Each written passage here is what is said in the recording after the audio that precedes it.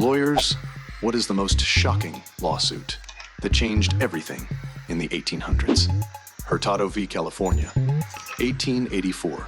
Joseph Hurtado was charged with murder in California without a grand jury indictment.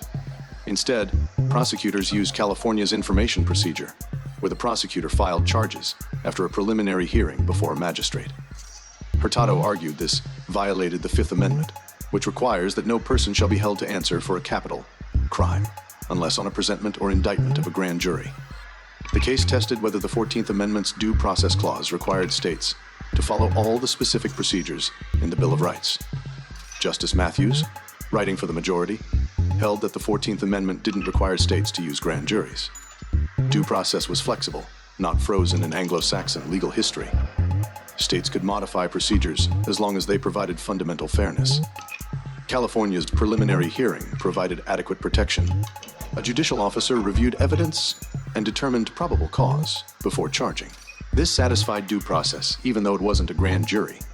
Justice Harlan dissented, arguing that due process meant the process due under established law and tradition.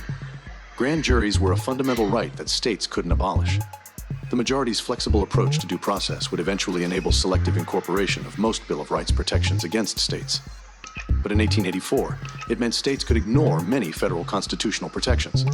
The decision allowed states to experiment with criminal procedures, but also permitted them to provide fewer protections than the federal government.